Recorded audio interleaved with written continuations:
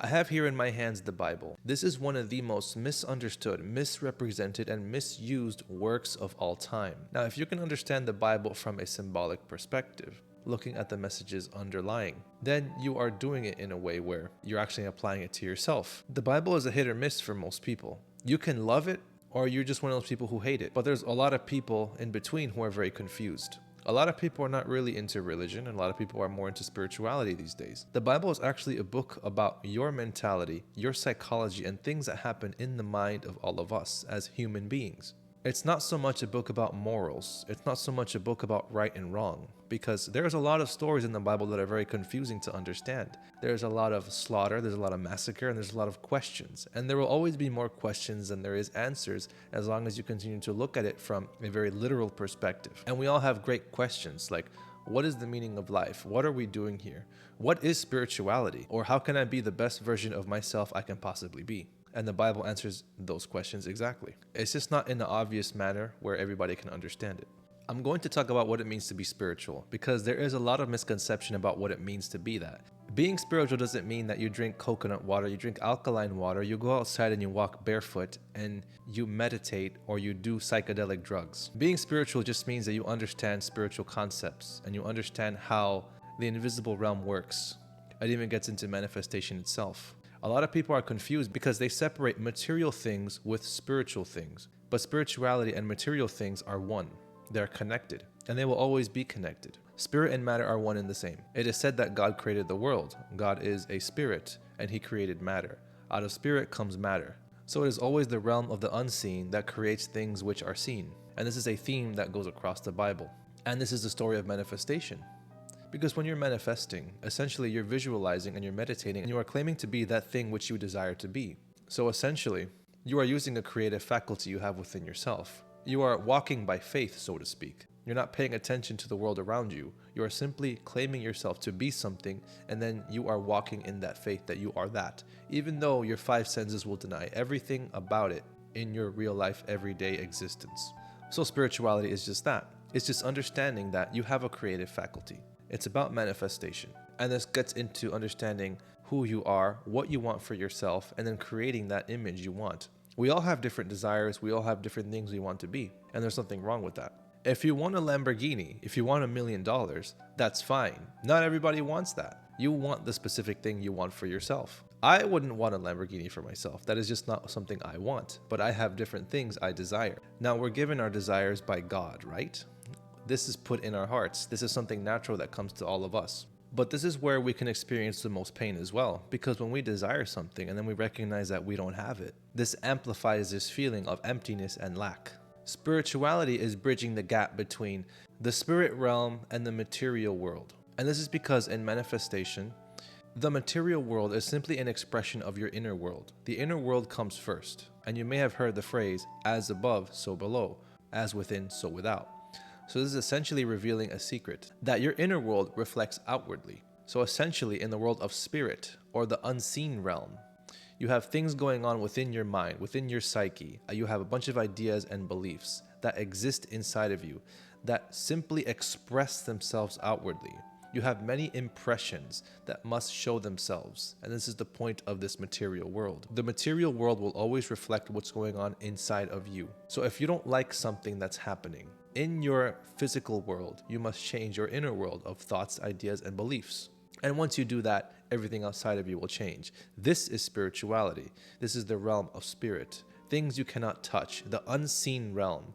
And this word called faith is simply having strong confidence or conviction in something that you cannot see. And that is those images you hold within yourself, those convictions you have within yourself. So true spirituality has less to do with Christianity itself or the Bible itself. It is something that we all experience in our everyday life. So essentially, the Bible can transcend even Christianity because it's simply a story about you.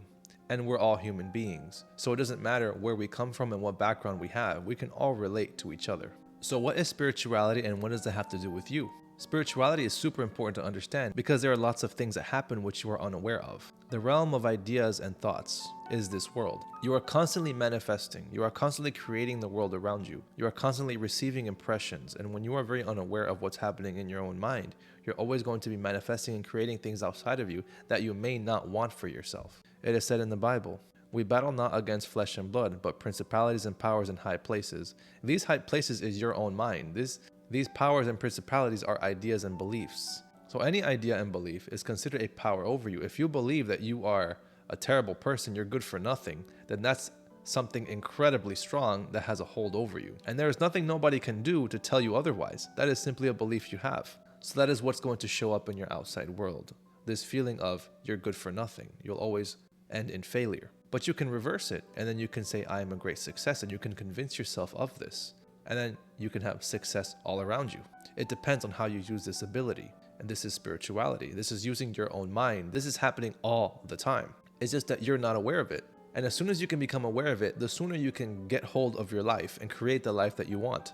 The core message of spirituality should be having mastery over yourself. And essentially, this is the core message of all religions. Having mastery over yourself. Having control over your emotions, your ideas, striving to be the best version of yourself you can possibly be. When you have control over your emotions and ideas, and you direct them in the way you want, then your outside world will reflect this. And then you will be manifesting the life you want by side effect. But we have all been deceived into thinking that the Bible is just simply a book about historical accounts. And you can believe that if you want, there's nothing wrong with that. But it's very important to always take away the symbolic, the hidden meanings behind everything. Within you is the whole world. It is said in the Bible that you are made in the image of God. This means that you have a creative faculty. You can manifest the life you want using the law of assumption or using the law of attraction. That is the secret itself. And the Bible holds the greatest secret of them all. In Mark chapter 11 and verse 24, it says, "What things soever ye desire, when ye pray, believe that ye receive them, and ye shall have them." So the simple version of this is, when you pray, you believe you have the thing you desire, and then you will have it. This is the definition of manifestation. You dwell in the state fulfilled, and then you have it. You already have it because you are visualizing it, and you are in that state. This is what true prayer is. It's meditation. It's uniting yourself with that state. It's not accepting this feeling of lack anymore. It's not accepting who you are now.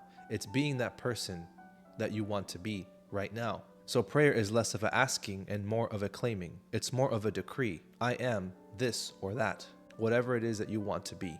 Manifestation is all over the Bible, from cover to cover.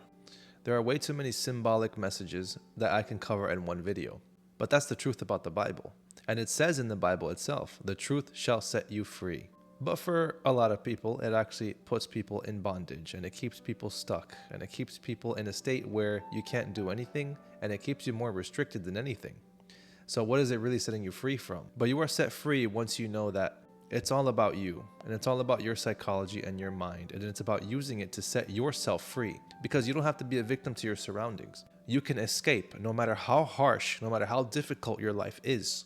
There is a way out, and you don't have to have money. You don't have to have circumstances. You don't have to know anybody. You don't have to have connections. You simply claim that state you want, and it'll happen. You don't have to know how. You don't have to know any details. All you got to do is dwell in that state, and then it'll happen. That's simple. It's just that we as human beings make everything so complicated, and we are stuck in the illusion ourselves.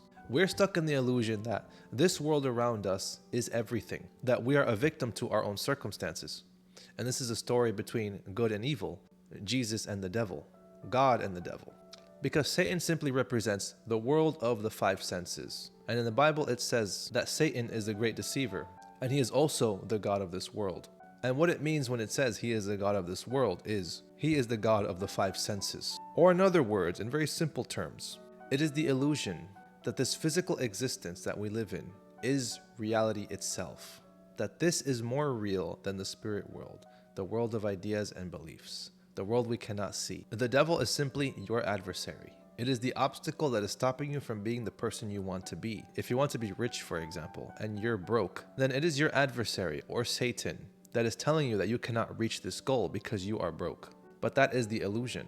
It is only your state of awareness of being broke that keeps you broke as far as manifestation goes and as far as spirituality goes. But just like the verse I read earlier, Mark 11:24, it says, "Whatsoever things ye desire, when you pray and you believe you have it, it will come true." It says, whatever you want, whatsoever.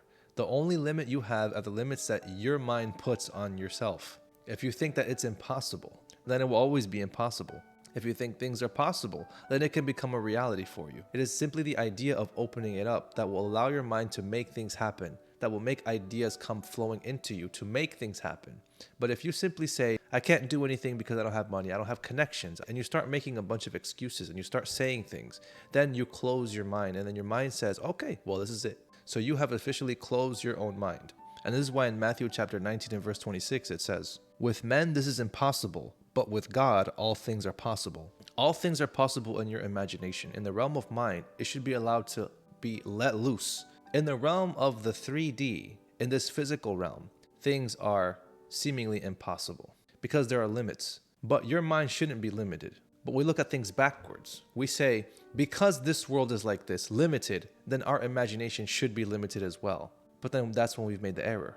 And this is the great deception, that we shouldn't think about things because they're simply impossible. We're encouraged in the Bible always to believe in the impossible, to always believe and have faith. And this mysterious word called faith just means believing in something you cannot see or doing the seemingly impossible. We have all been deceived. We have all been deceived in interpreting the Bible a certain way, and we don't see it. A lot of times in my videos I talk about Disney as well, because it is movies like Disney that try to reveal the secrets as well, trying to stir up belief in people. When you look at Disney as a whole, it's encouraging belief. When you look at those Disney songs, it's always talking about belief, following your heart, things of this nature. And they're just trying to tell you the secret. Within you is the vast reservoir of creation, of creative ability. Within you is your own individual world, and you are constantly expressing that outwardly. So take control of your mind. Take control of what goes in there. What ideas and impressions are actually yours? Ask yourself the question, which ideas are mine and which ideas are simply put in me? What do I want for myself? And be completely honest with yourself. And it's always been really funny to me, because when we pray, we're praying to God, somebody that always listens, and someone who is omnipresent all the time. And something that is very related to God is actually your own mind. Because when you're sitting there and you have your eyes closed and you're praying, sometimes you're praying out loud, using your mouth, using your words. You're simply talking to yourself. So that's all you're doing. So using this idea, you're simply putting impressions inside of yourself. That's all you're doing. God is within you. And this is why when you pray, you're just talking to yourself. God cannot be outside of you. He is everywhere at the same time. Because wherever you go, you are there. You are always aware of what is happening in your everyday existence, whether consciously or subconsciously. But true spirituality is always about mastering your own mind and your emotions, creating the life that you want. And there's nothing vain about that, and there's nothing wrong about that. It's about taking control. It's about taking action, conscious action, using your own mind, rather than being a victim to your own surroundings. Many times we ask ourselves, what is the meaning of life? And if you keep asking yourself that question, you'll never find out, because you put the meaning on life itself. What does life mean to you? Ask yourself, and then plug in the answer to your own question. What does life mean to you? In Matthew chapter 16, verses 15 through 17, it says, "Who do you say that I am?" And Peter answered and said, "Thou art the Christ, the Son of the living God." And Jesus answered him and said, "Blessed art thou, Simon, for flesh and blood hath not revealed it unto thee, but my Father which is in heaven." This is a question for all of us. What is the meaning you put on life? In other words, when the question is asked, who do you say I am? It's a question to yourself. Who do you say you are? What do you think about life? That is the most important question. The question is not, what does life think about you? It's, what do you think? What do you want it to be? Life is waiting for you to happen to it. It's responding to you. It's responding to your conscious action, your conscious impulses. But if you're waiting around, it'll always be waiting for you to act. What do you think? What do you think it should be? How do you want it to be? Then take the necessary steps in your own mind to get there. That is the story. Do not fall for the deception anymore. It's time to set yourself free. If you guys have any questions, leave any comments in the comment section below. I'll be more than happy to answer any questions you guys have. Like this video and subscribe for more content like this. And thank you guys for watching. I'll see you guys in the next one.